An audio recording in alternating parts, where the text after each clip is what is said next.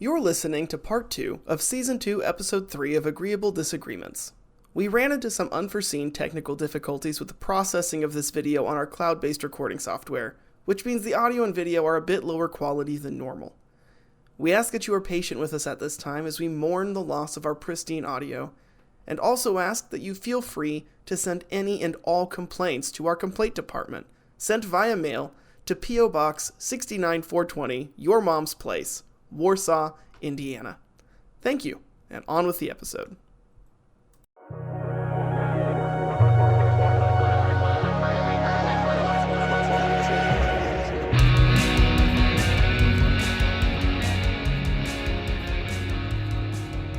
We're just going to jump into the next topics here of the Supreme Court's ongoing deliberations and a decision by a court in D.C. And Andrew, you know more about this, so why don't you start with the D.C. one? And then we'll kind of go into the Supreme Court one, I think. Yes. So from my understanding, the DC court case was the DC District, I think, Appeals Court decided last Monday that Trump would not have immunity from any crimes that he committed while president related to his involvement in, I think, anything that happened around the 2020 election. So I think what that includes is his solicitation from Georgia to find him more votes. And this will lead into the Supreme Court case, his involvement in any possible insurrection, which I think is significant because the U.S. Supreme Court has already decided, and I don't remember the name of the case, but they had already decided that presidents, I think I have this correct, that presidents do have immunity in civil matters. So they essentially, from what I know, can't be litigated for civil offenses that occurred while they were president. However, what this case was dealing with was criminal. I think the Georgia one is still ongoing. Supreme Court right now is kind of deciding about the January 6th stuff, but it's still up in the air. But regardless, Trump doesn't have immunity, and they gave Trump's legal team until this next Monday, the 12th, I think. Is that what Monday is? I think so. Yeah. Yeah. Yeah, because Wednesday's Valentine's.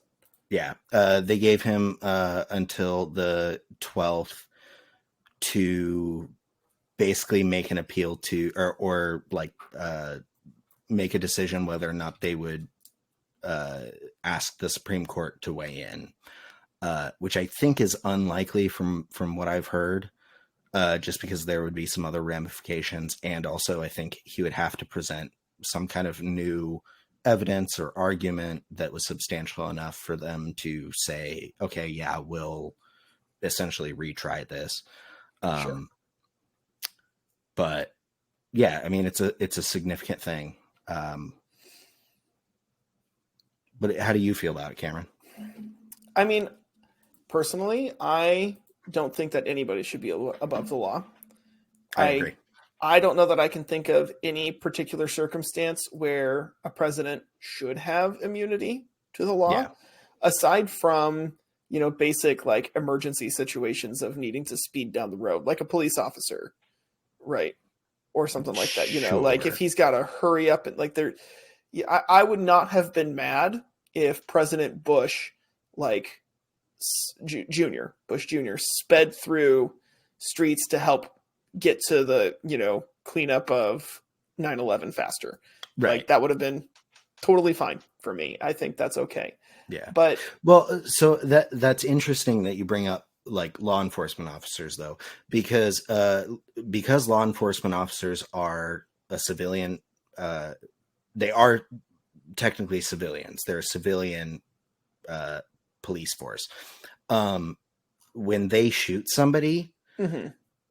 and this is not how it actually happens, but technically that is still like murder or manslaughter, and is supposed to be dealt with the same way as if, you know, a good Samaritan like shoots somebody who is attacking another person. Yeah. And so I agree. I think, you know, no matter what office you hold, there's nobody that should be above the law. I can understand, you know, there might be, I feel like in the case of like a nuclear launch, Sure. you know, if that were necessary, I don't think it ever will be. I don't also know what being necessary would mean, or if I think that there is anything that would make that necessary, but sure. we're in But agreement about that. I think the second that you give someone in such a high position a level of presidential or diplomatic immunity, you leave yourself open to a huge amount of dictatorship possibilities. Yeah. And, you know, even if it's someone who could be removed, I mean, from office democratically, it's just, I get wary. I've studied enough history, right? Just as the regular reminder, I'm a history teacher, but also like. But what about herstory? Sorry. You set me up in a trap when you say that kind of stuff, man. Because all history is also herstory. Gotcha. Nailed it. Yeah. You don't have Henry VIII's 6 wives without the 6 wives. You know. I think it was 7, wasn't it? No, divorced, beheaded, died, divorced, beheaded, survived. Okay. Anyway. Which one was Anne Boleyn? Number 2. Okay. No, I mean, how did she die? She was beheaded. Yeah. Oh, no. Okay. Well, I mean, we're not going to go into the history of Anne Boleyn. Anyway, my particular focus when I was working on my master's degree was on communist Poland.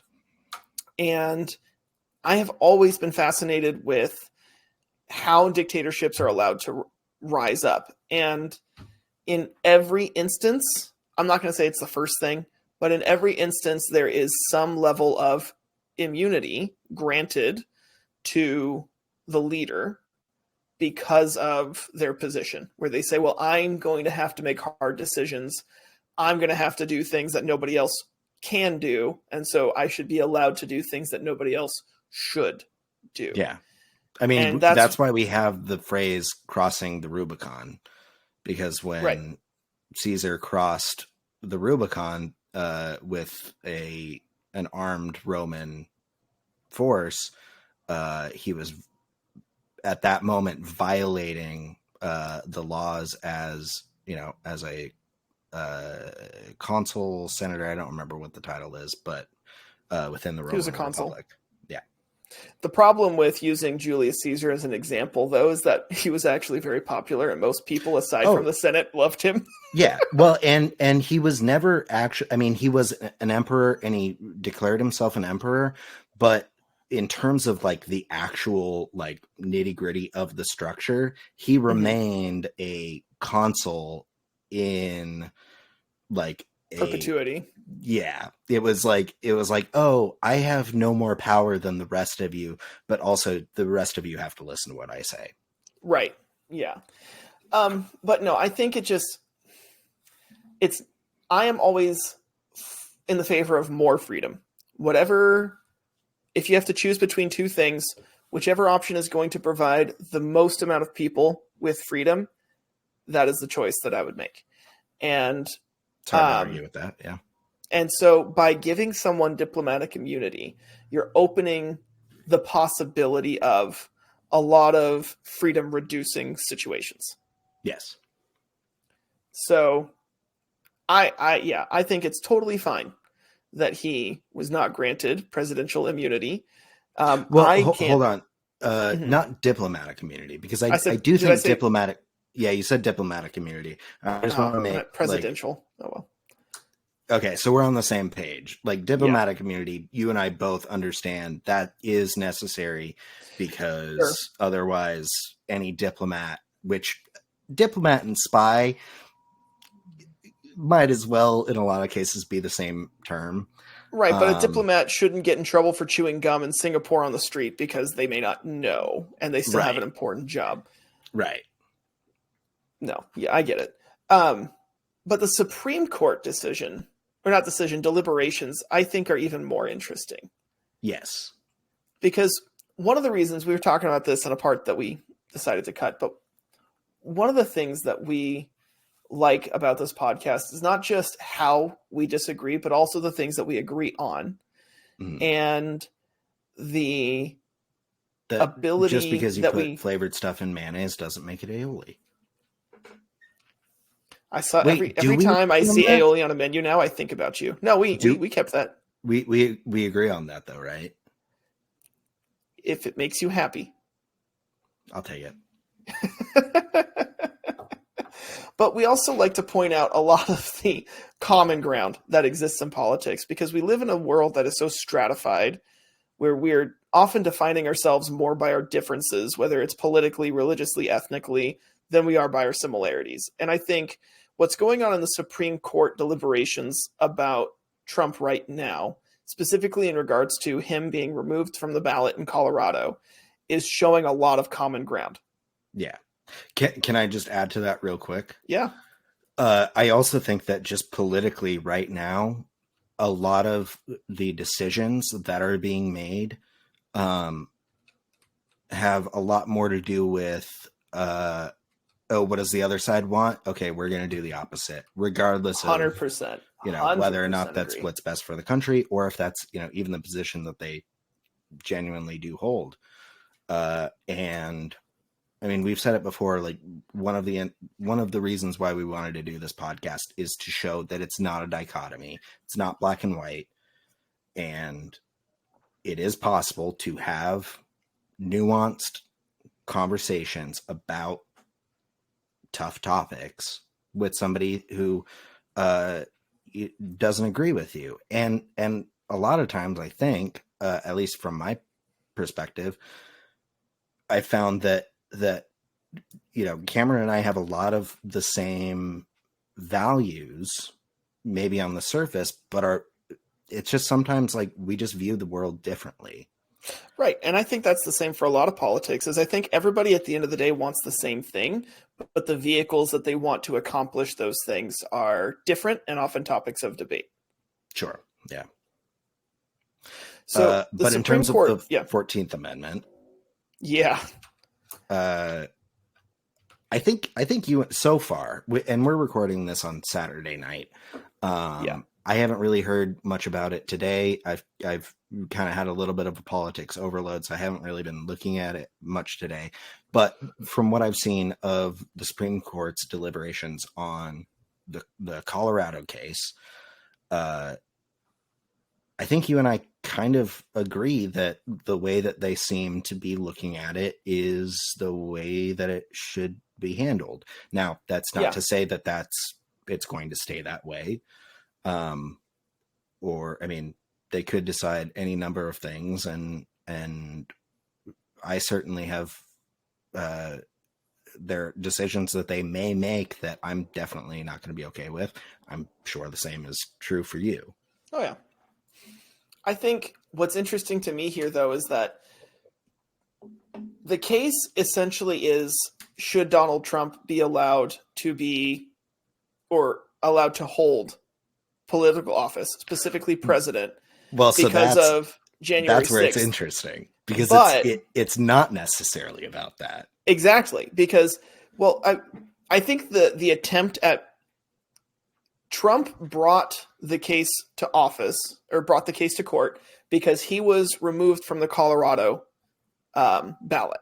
And the debate then is Colorado allowed to remove him from the ballot because of his involvement in the January 6th stuff? And Trump is arguing, I should still be allowed on it because I didn't participate in it. He's just saying, I just said some things and people took it too far. essentially. And Well, you've got, it's well, not and necessarily just about that. I mean, it goes back a lot further to, I mean, could potentially go back a lot further to anything he's done in order to influence the outcome of the election. sure. His team, the thing that just happened in Nevada, where they moved all of the delegates to only serve the purpose or the person who wins the caucus, that could potentially, have an effect. His soliciting of officials in Georgia to find him more votes, that could potentially, it's whether or not I think it would be useful to just read Section 3 of the 14th Amendment.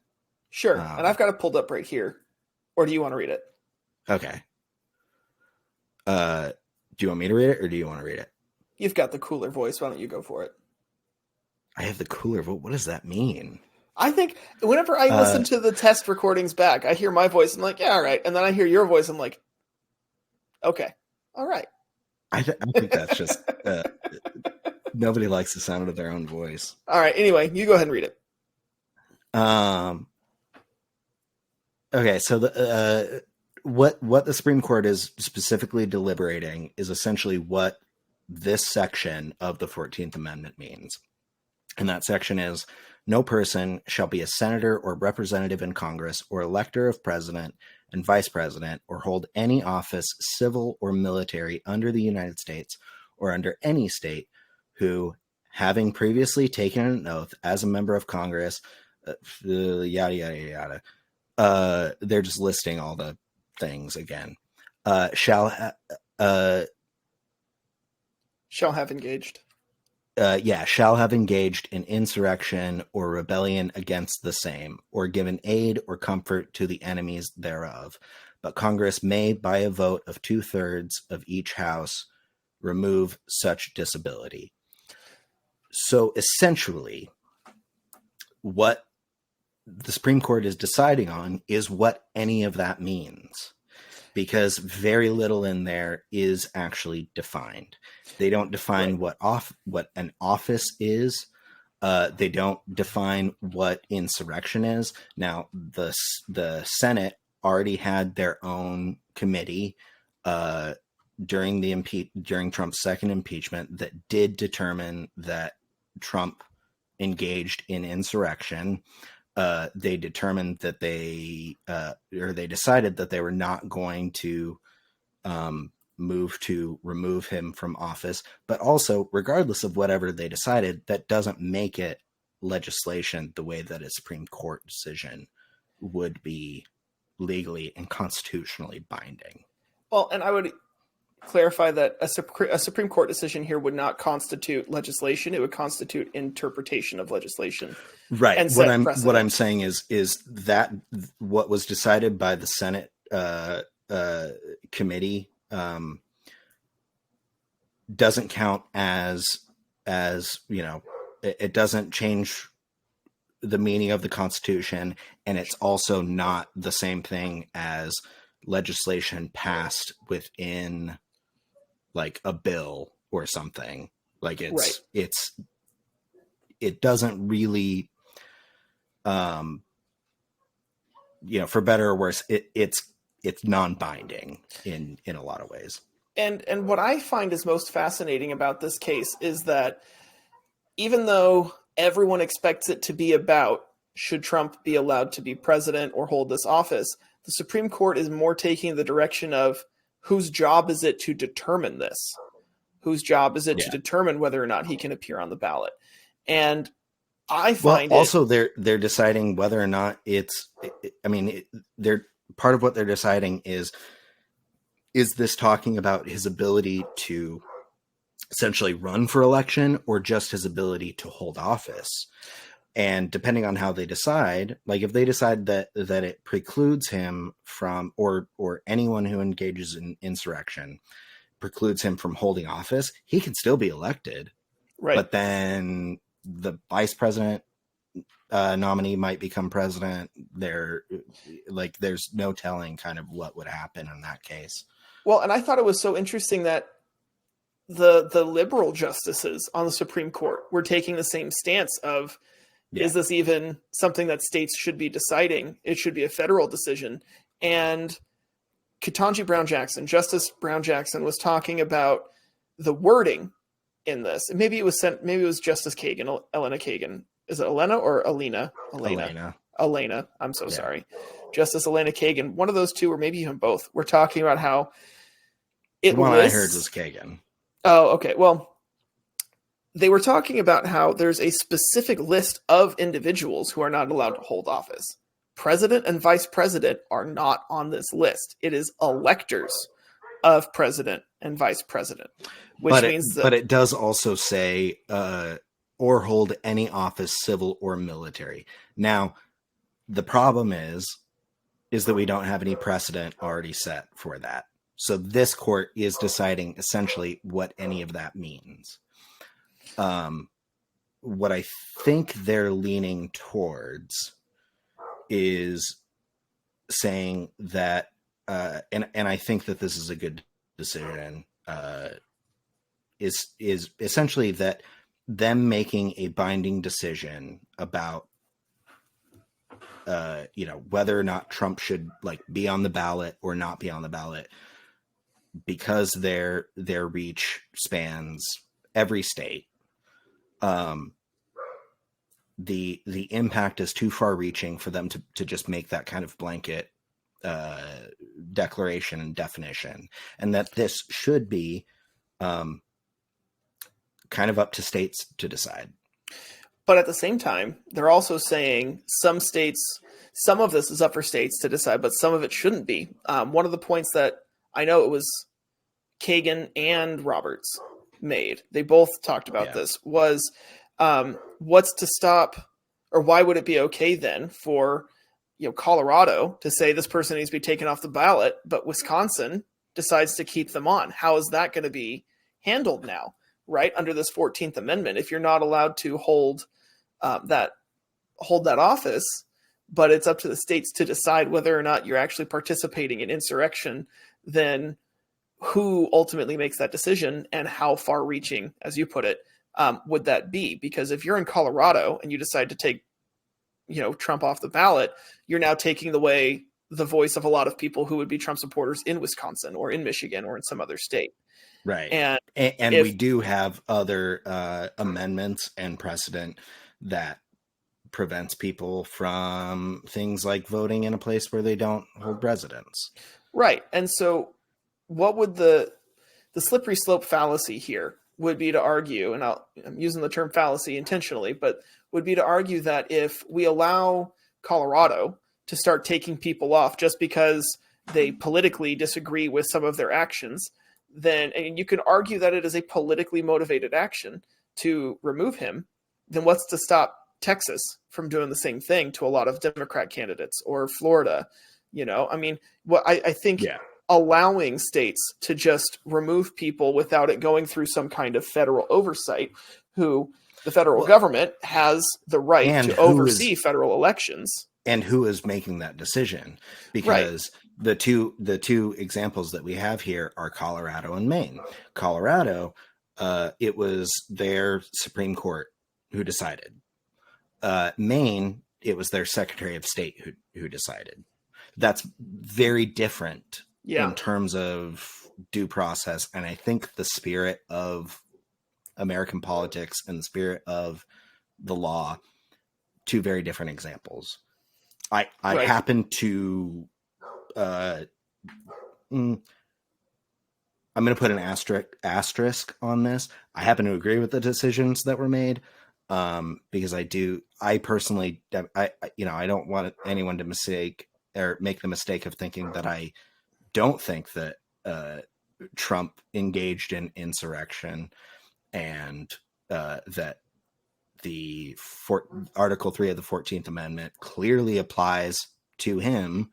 That is my personal view, but I do agree with the Supreme Court's apparent decision as far as we can tell so far, that like there's just there's this thing that's been happening, I think, within maybe the last decade, but I would really say the last 5 years, where both parties are trying to find a loophole in order to subvert the intention of, you know, these processes and the Sure. way that things should be done. And Sure. I I would agree think with that. this is the Supreme Court's attempt to prevent that from happening. And how they decide will have a big impact on, you know, whether or not people are able to do that. Also, I'm so sorry, my neighbor's dog is outside, and that's I didn't probably want to being ask picked up. about it, but I heard it and I love dogs. I think I do what's too, interesting, but I wish that they would not leave their dog outside barking you know, for a couple hours on end. what I think is interesting here about the case is ultimately it comes down to whose job is it to determine whether or not he should vote or he should be able to hold office. Because they're not debating here, did he engage in insurrection? They're not debating, should he be allowed to be president here? They're debating who should be deciding this. And I think that is, for me, my big thing here is we're going to wait and see. I'm going to wait I and mean, see. they And I would be could. interested to see how it goes, because if there's a lot of very interesting precedent to be set with this particular decision. The only part I would push back on is that they're not debating like what insurrection is. It sounds like from you know what I've heard that they're not really concerned with defining what insurrection is, but this, I mean, they have the ability to do that in this case. That's true. I mean, that's one of the problems with you know, this section of the 14th Amendment is that it doesn't actually say what insurrection is. And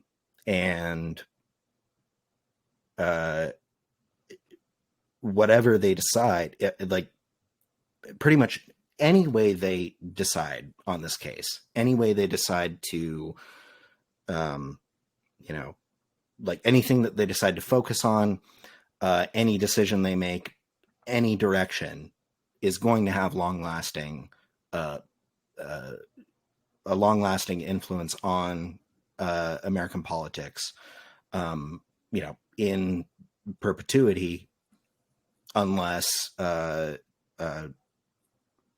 you know, we pass an amendment to their decision, or, you know, whatever, like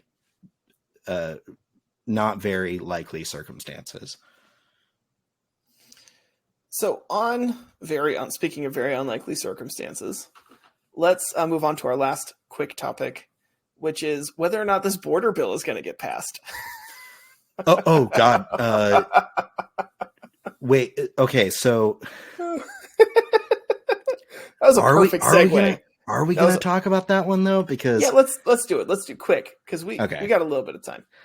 Do you mean the border bill as it was presented before it was killed? Because that's an absolute no. It's everything the Republicans had been asking for. The majority of their members liked it. It was a bipartisan bill. I mean, you've had people like Tommy Tuberville from, I think, Alabama. Yep. Yeah. He, a couple months ago, threw a tantrum and obstructed the appointment of several high military officials in protest of nothing being done for the border. And now they got that. They got provision. They got funding for Taiwan to combat any threat that China has to us. They got funding for Israel, which, you know, I think the Democratic legislators are probably less likely to support. They got that. They got at least $20 billion for border enforcement, and they got I think the right leaning legislators didn't necessarily want funding for Ukraine, but that was also in there, and they decided to sink the bill. And so now they're not going to be able to pass anything that even comes close to that. So let's be clear here that it did pass in the House Yes. after a lot of concessions and compromise from both Yeah. parties, and then it was killed in the Senate. And Yeah. part of me wants to be like, okay, well, they didn't even consider it, which I'll be honest, I'm looking at several news stories right now, and it looks like Senate Republicans just did not even consider it. No, they didn't. However, this is also one of the, I would argue, pros of having a bicameral legislature where it has to pass in both the Senate and the House in identical wording, where, Mm-hmm. yeah, it makes it a headache to get anything done. But in theory, the idea is that that acts as a filter so that only the best or most necessary bills get passed. Yeah. And so part of me wants to be like, yeah, it's really a shame that a bipartisan bill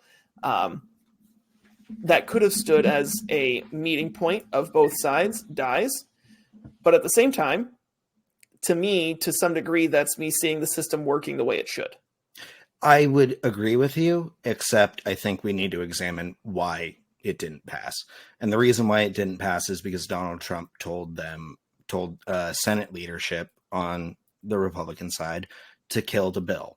Because, and I don't know if he said this explicitly, but I think it's pretty hard to argue that this was his reasoning. He doesn't want it to be a win for Biden that Biden could campaign on, because one of the strongest things that Republicans have to campaign on is the border. And if Biden is able to make any progress, and I'm going to be honest, and it's hard, I don't think anyone would deny there is a crisis at the border and it needs to be dealt with. But if Biden gets credit for that, it means that the Republicans and Trump don't get credit for that. And as soon as Trump, weighed in, you had people like Josh Hawley,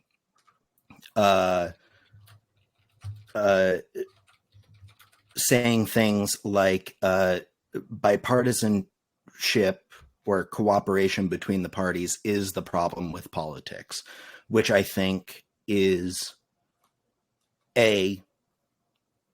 untrue, and B, a detestable thing to say.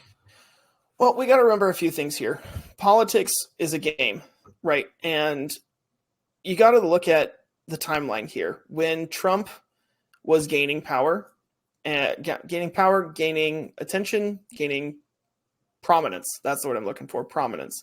Okay. As he becomes the front runner, sort of leader of the Republican Party, people start doing what he says, because if what he's doing is getting approval from their constituents, then they're going to start mimicking him and doing the same things that he's doing to also get approval 100%. from their constituents.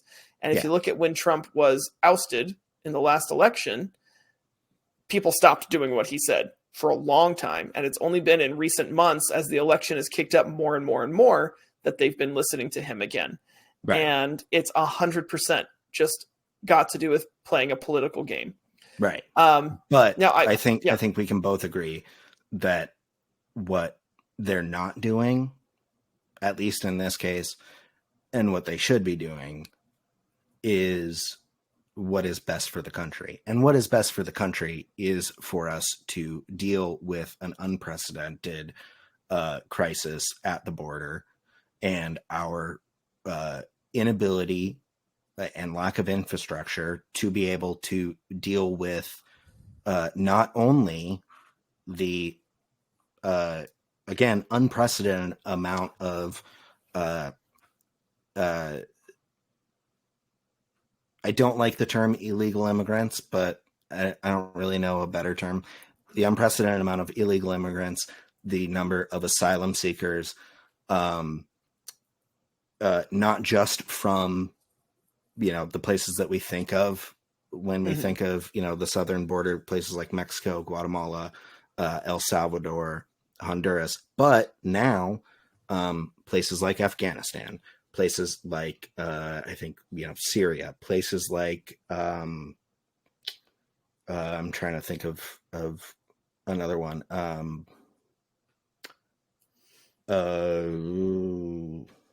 It doesn't matter. You made your Yeah, point. it doesn't matter. Yeah. I think two things here that I want to point out, and one of them is short. I think I also would have opposed this bill, but I agree that that a lot of things in it are necessary. The reason I oppose it is the same reason that Senator Todd Young, Republican from Indiana, opposes it, which is that there's too much in here that is unrelated to these things, and I would rather see them voted on separately. Yeah, but that's also, I mean, that's true with any bill. 100%. I think the bills are way too long in general. How is the name of the game? Right, but how are we supposed to have effective bills when each one is thousands of pages long? How are we supposed to have effective conversations about these bills when each one is thousands of pages long? And because it's currency. It's supply and demand. Yeah. I mean, I think what you're saying is commendable, but if you were elected into Congress and you stuck by that principle, good luck getting anything that's actually important on your agenda done. Yeah, and I think that there would need to be some kind of systemic change there, and I would like to see some kind of a new amendment or congressional rule made where things in a bill have to be clearly tied and related to one another. That's never going to happen. It's never going to happen, but I think it would help a lot with this particular issue. Yeah. The other thing I would say is I also agree that there's a crisis at the border, but my solution to it, I would say, is unconventional in that I think it should be significantly easier for people to come to the country and to I stay think here. So too. And the reason I think that, though, is because I teach a lot of illegal immigrants. I have worked with, I've been around a lot of them, and not a single one was trying to take my job, even when I was working like physical labor in high school and college.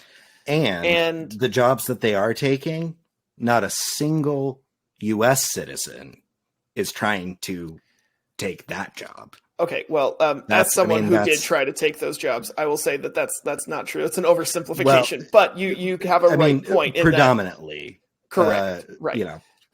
But those jobs, those same jobs, are available to U.S. citizens who would like to work them. Anthony Bourdain talks in his book about how he and I think this is a bit of hyperbole, but I do think the point remains the same. He said something like, not once in his career as a chef running a kitchen did he ever have a white guy or like a middle-class white guy come in and ask for a dishwashing position. Right. They all came in asking to be line cooks right off the bat. But he preferred to have the El Salvadorian, the Guatemalan, cooks that started from the bottom and worked their way up and earned that position. Those are the ones that he promoted. And they're there for a different reason too. Those people are typically there because, in my experience, and in my wife, who has worked in restaurants with people of the same circumstance, a lot of these people are sending money back home and keeping very, very little of it for themselves. And if they were allowed to be citizens, we could, tax those remittances. And I'm not saying that, that would necessarily be good for them, but it would be good for the country. Well, and it would also force them to be paid the minimum wage. That's also true. Yeah. Which a lot of them are not. And unfortunately, there's also, even if they were paid the minimum wage, they wouldn't be making a livable wage, but that's, I was about to say that's a different argument. I was about to bring that up and say because in some states, in some towns, in some places it is, and in some places it's definitely not. But that's why it's a minimum, and the states and towns can set their own. But I mean, a lot of these migrant workers are working for pennies on the dollar of what most other people are working for. Yeah. And not only would it benefit them, but it would benefit government income. The only problem is that we would see a rise in cost of goods. The reason lettuce heads are only so cheap is because they're not paying people effective or properly to harvest them, to grow them. And there's a really easy way to avoid that, though, and that's to, in some way, curb corporate profits, which are at a record high and are the reason why prices are going up. And it has nothing to do with the actual cost of labor, goods, inputs, or inflation. It's primarily corporate profits and people who already have enough money wanting to not make less money, even if that would still be substantial, and in a lot of cases just wanting to make more money than they already have. I would hesitate to say primarily, but I will say it is a big reason. It is something that's going on. I'm not going to deny that. But I feel like there's a lot more nuance to that. If it wasn't the primary reason, then when inflation goes down from a time like inflation goes up, we always see an increased price in goods. When it goes down, if it wasn't just corporate profits that were the primary reason, not the only reason, but the primary reason, then we would see prices go down when inflation goes down. That's not quite how it works, because it's not going to necessarily see prices go down because inflation goes down. It's going to see prices increase at the same rate as inflation, or in a relative, it should see an increase around the same rate of inflation. But then it should also decrease at the same rate. But no, because part of what drives inflation is the cost of goods. Yeah. And so the cost of goods is just the cost of goods are going to go down because inflation goes down. Inflation goes down because they don't. The cost of goods goes down. The cost of goods doesn't go down, though. Exactly. But the cost of goods is the same thing as prices.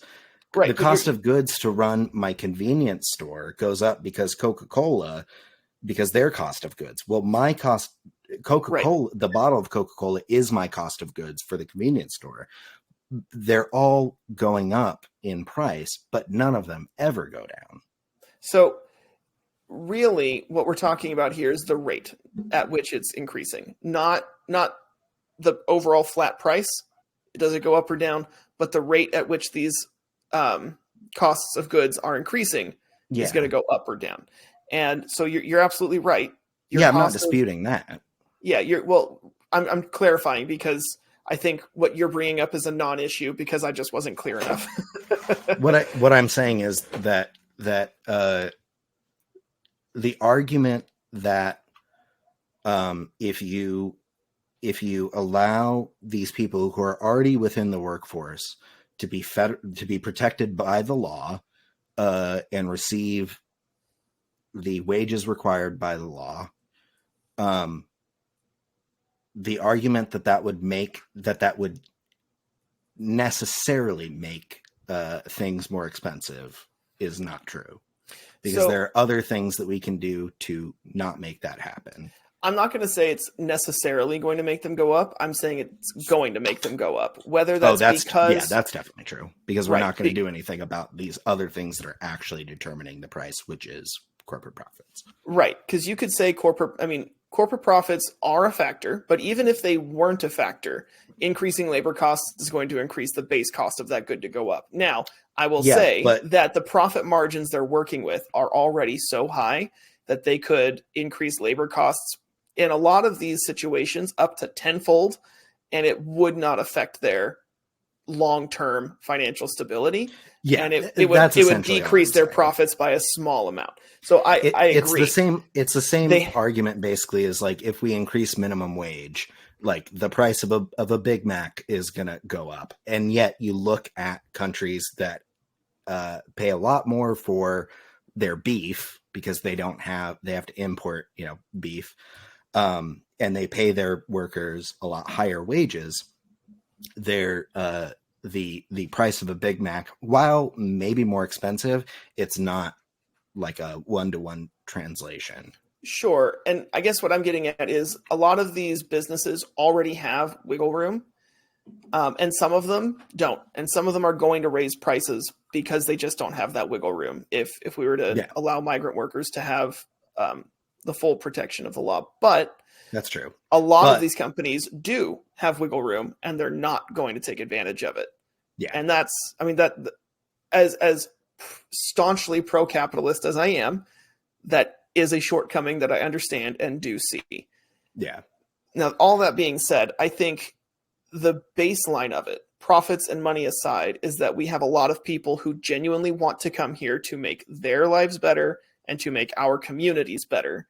Yeah. And we are making it very difficult for them to do that. Now, on the flip side, I understand why we don't have an open border, because all hell would break loose within the first few months. And part of the reason we have a closed border is not because of migrant labor, but because of drug cartels, human trafficking issues. Yeah. There's a number of reasons that our border with Mexico needs to be clear and supported with a lot of decent resources. Hold on, you cut out there. Oh, I was saying that there's a number of reasons why we have a clear, distinct, and fortified border. You know, human trafficking, drug cartels. So as much as I want to make it easier for people to come here legally, I also recognize and understand the need for us to have a strict border that we enforce. I don't think anyone's disputing that. Then why are we then why are we forcing Texas to take down razor wire and barbed wire along their border? Because and why are Democrats so much against build the wall? Because a wall is not going to help keep out the cartels. Do you understand how well funded the cartels are? The Sinaloa cartel is like one of the best funded militaries in the world. You're absolutely right. I'm not going to dispute that. This wall is not going to stop them, and it hasn't stopped them or anyone else coming in. Because right now they can just drive around it. Well, yeah, but even, I mean, look at El Chapo in the tunnels. Like there are so many ways for that, and they will find a way. Sure. There are so many ways for them to get in. And criminals are going to find a way to criminal. And the razor wire wasn't stopping them. What it was meant to do was to stop the families who have paid a coyote who has been taking advantage of them. I believe the term is bad hombre. Okay. Coyote being essentially a person paid to help traffic someone across the border. Traffic somebody across the border. These families are paying these people who are promising them, a path into America. A lot of times taking advantage of them, a lot of times robbing them outright, a lot of times assaulting them physically, sexually. It's not frequently a good situation, but these families in a lot of cases know the risks and do it anyway because they're escaping other circumstances. What the razor wire was intended to stop were those families, those mothers, fathers, children, and it wasn't stopping the coyotes from doing what they are doing. It's not stopping the Sinaloa cartel from bringing in drugs. And what I might add is those bad hombres are a significantly smaller portion of the group that are trying to come in through the border. And as it stands right now, not only do we not have the means to stop any flow, which we're seeing more people trying to come into the country like within the last year than we have at any point. We don't have the resources to adequately help the people who we should be letting in, like the people escaping torture, people escaping retribution for testifying, the people who we are legally obligated to provide asylum. and we don't have the ability to do that.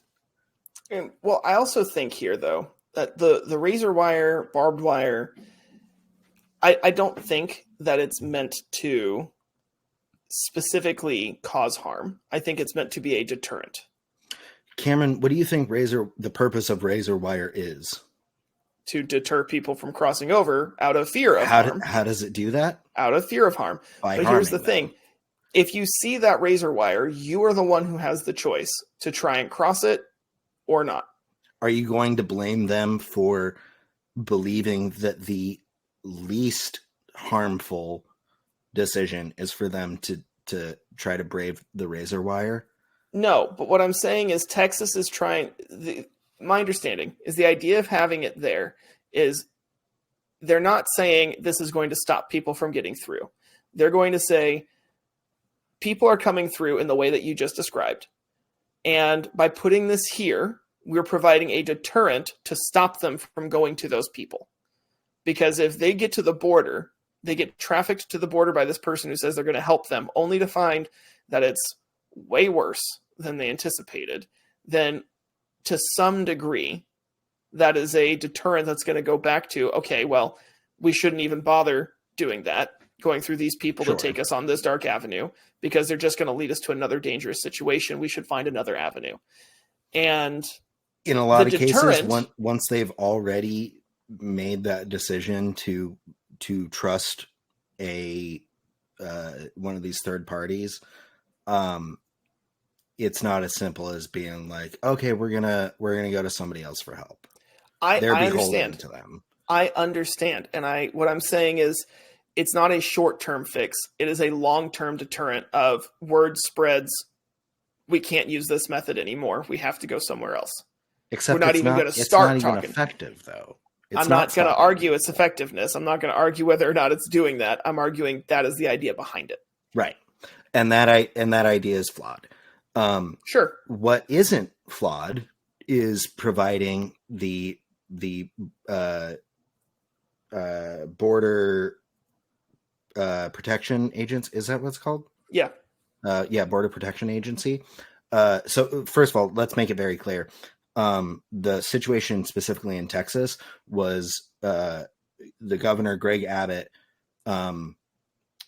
had the National Guard set up this razor wire and essentially utilize the Texas National Guard to keep out border agents who were trying to remove it, but also just hinder border agents from doing anything within this one specific park on the Rio Grande River. Now, to me, what I think is a lot more effective than this razor wire that people are going to find a way to get through, no matter how much of it there is, and B, are not really seeming to be deterred by the existence of razor wire.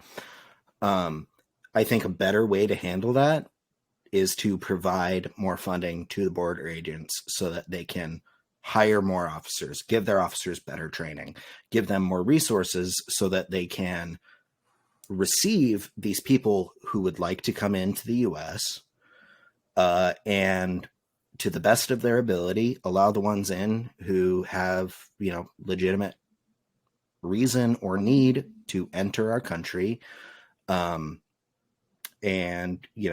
be contributing members of the U.S., society, the economy. And, for those who maybe don't fit that criteria, give them resources so that they don't at least have to go back to a situation where they're going to,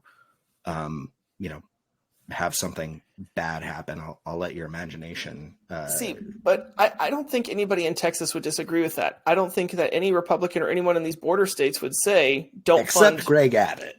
No, I think there who was opposed to the 14 billion, which it was initially, that then turned into 20 billion, that this bill that the House decided to kill, primarily the Republicans not the House, the Senate, that Senate Republicans decided to kill.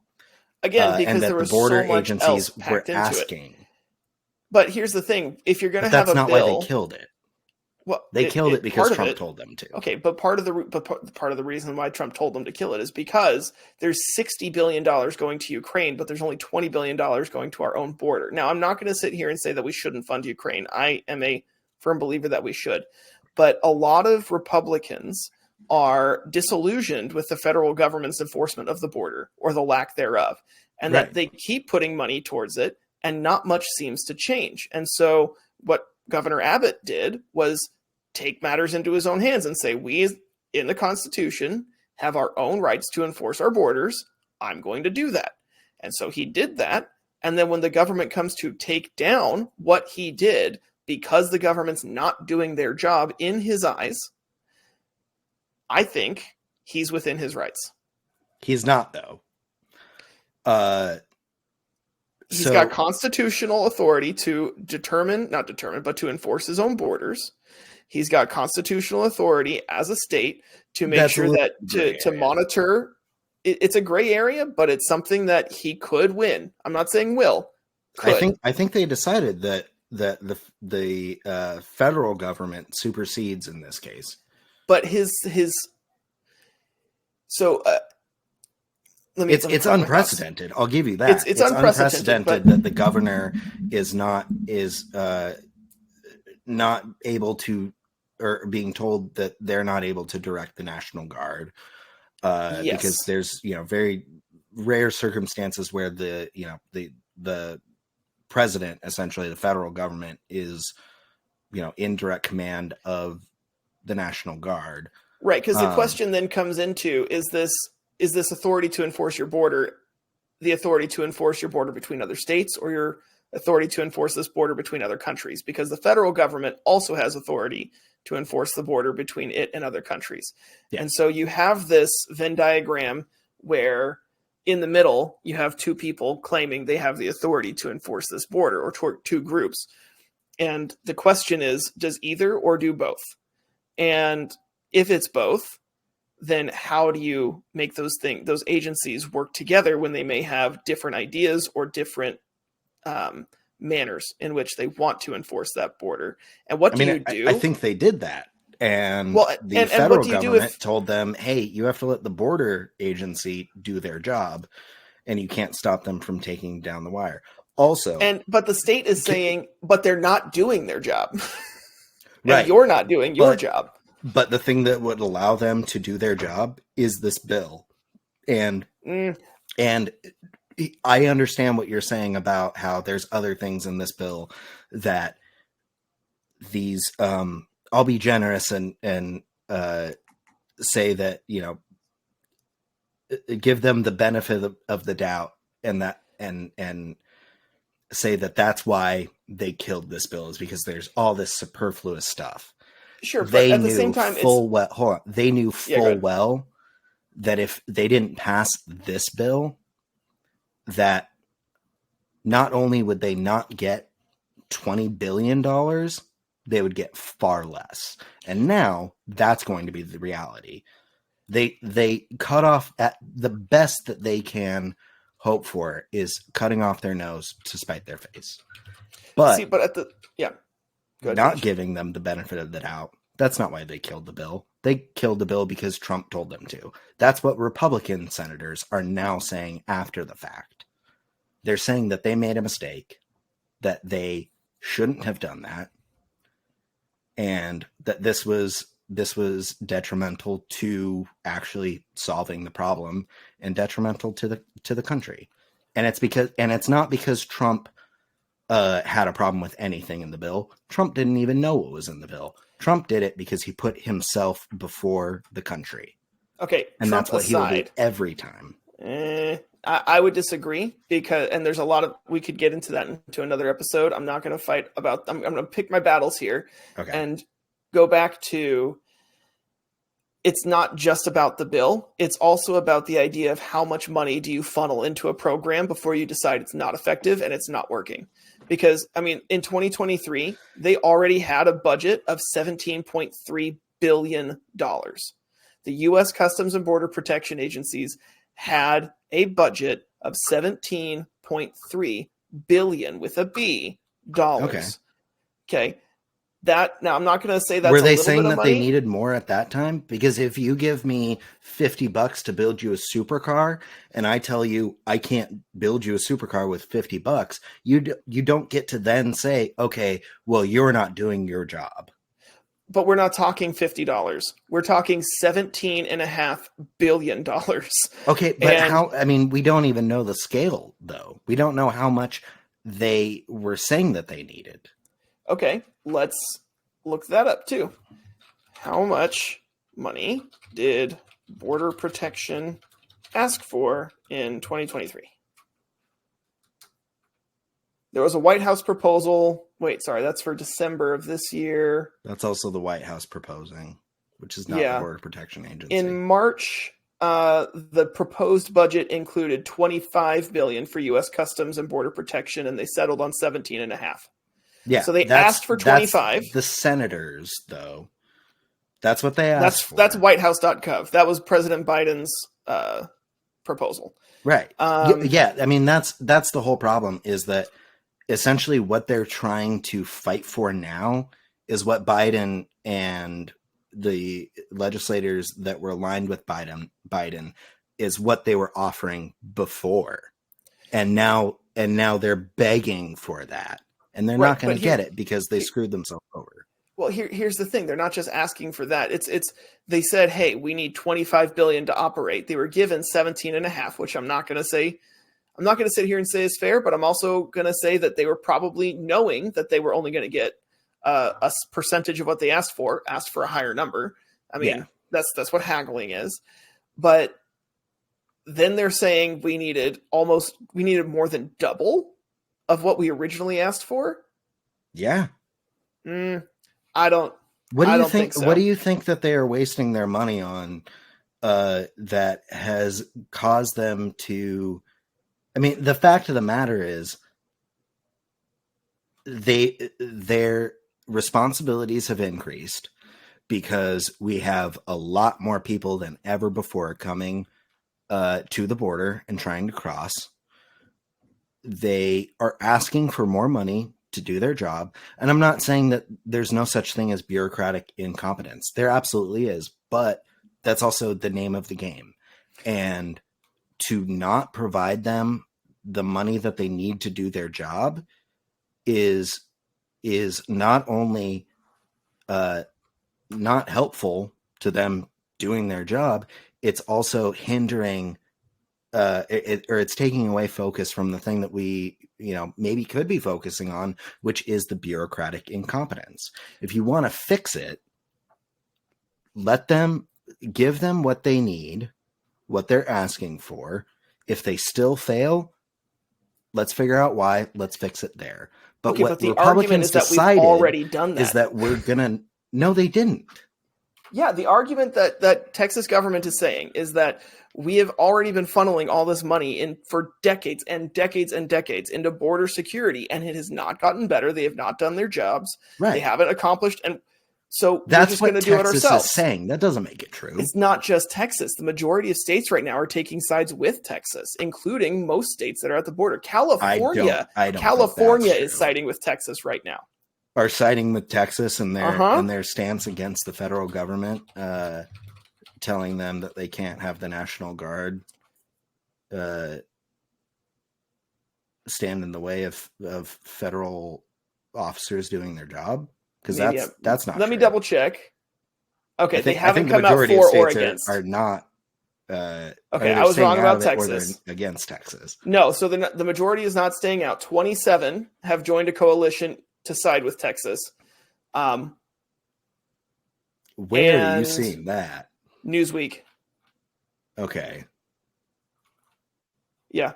As of January 26th, and it's changed since then because there's another story by Georgia's state government talking about how they just joined a 27-state coalition. So as of right now, it's at least 27 states that are supporting Texas. Can you drop that in the chat? Yeah. Because that is the opposite of what my understanding was. Now, I will say I And was wrong. I know That I'm California wrong is frequently, not on. but I can't be that wrong. I will say California is not on that list, so I did misspeak there. I think what I'm thinking of is a different map where it was a mixture of states that either voiced support, said nothing, or voiced, lack of support or opposition. But yeah, so I know you're looking at them, and I know we're also low on time, even if we're doing a part 2, which I think at this point we probably should. What I will say is that what the very first sentence in this this article is a map of the U.S. states shows that nearly all of Republican governors are now backing Texas Governor Greg Abbott. Yes. So that's not a. I think what that tells us is not that these that these states are backing what Texas is claiming to stand for. I think what it's telling us is how division has become the name of the game in U.S. politics. Well, hold on, because even not at the all detriment of what's best for the country and their constituents. But and not that, all and that goes on both sides. Now, hold on. So a couple things to keep in mind here is that that doesn't say that the only people supporting it are Republicans. It's saying that the majority of Republican governors support it. Right? And so there are states on this map that have governors that are Democrat who are also supporting it. I'm not seeing a single one. Let me see. I thought Virginia's was a Democrat, but I guess Virginia's got a Republican right now. Yeah. Delaware's on the list. They have a Democratic governor, John Carney. Okay. That's interesting. Or is that Delaware, or am I looking at a different state? I don't. I know it's not Connecticut. No. Oh no, that's New Hampshire. That's New Hampshire has a Republican right now. I already looked that one up. Yeah. No, I think I'm looking at. It's underneath Maryland, so it's not Delaware. Sorry, I mistook that. Wait. Geography. Okay, sorry, way down there. I was looking right below Maine, and I know that's New Hampshire.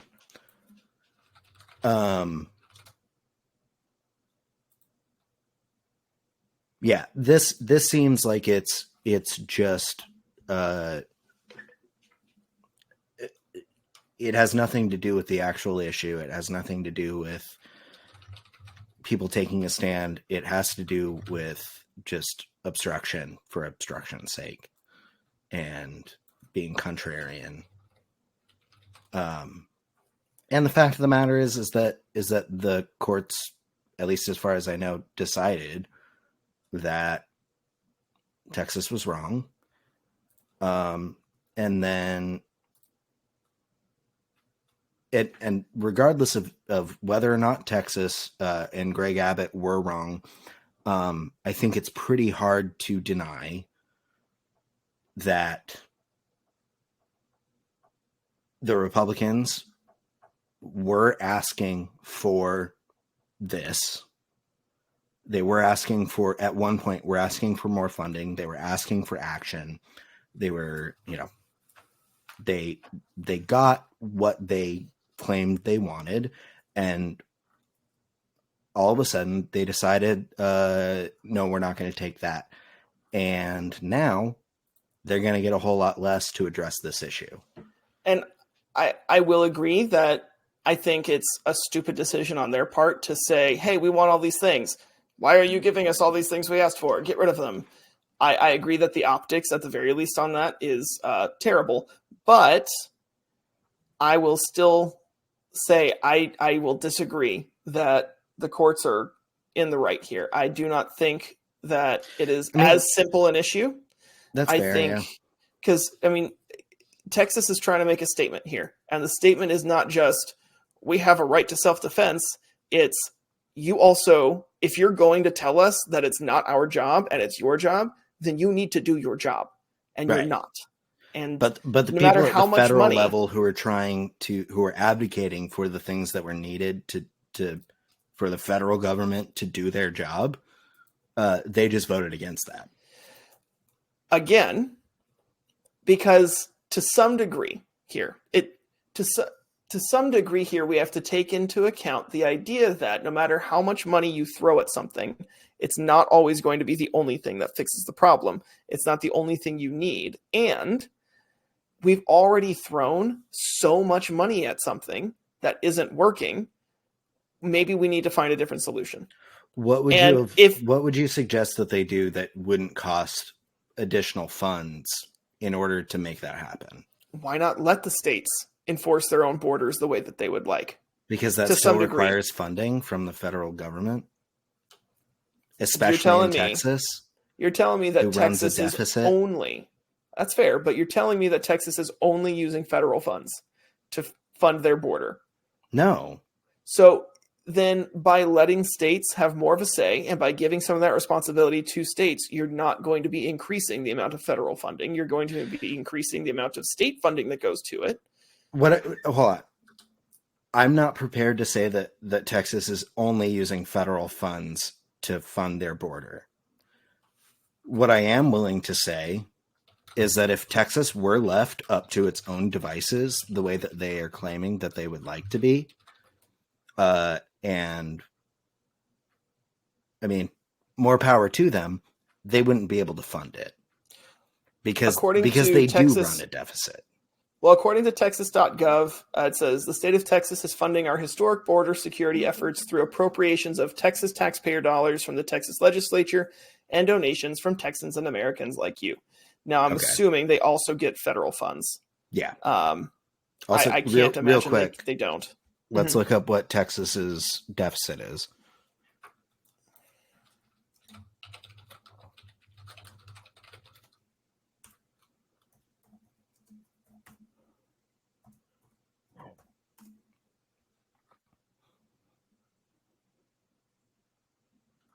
Oh, they do actually have a surplus. Hey. That is interesting.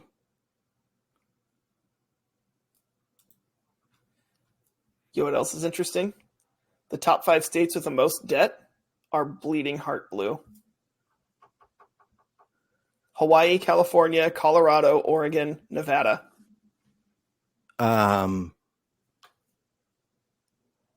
According to Forbes. We can keep going. Maryland, Oregon, Massachusetts. Oregon, doesn't have a deficit. It's in our state constitution that we can't have a deficit. And we have a surplus kickback coming back. You know what? This is looking at households. So not state. Sorry. I am privileged in that my my stepdad was a budget manager for the Secretary of State of Oregon, and was highly involved in state budgets. That's that's a great correction to make. Yeah. Okay. I think we need to cut it. I think so too. I would like to. I'm so mad that we didn't get to the Tucker Carlson thing.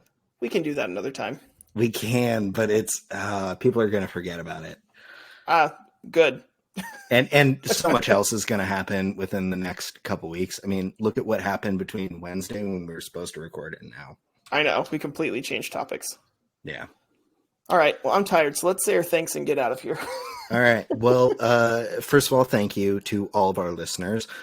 We did forget last episode to let all of you know that we now have social media.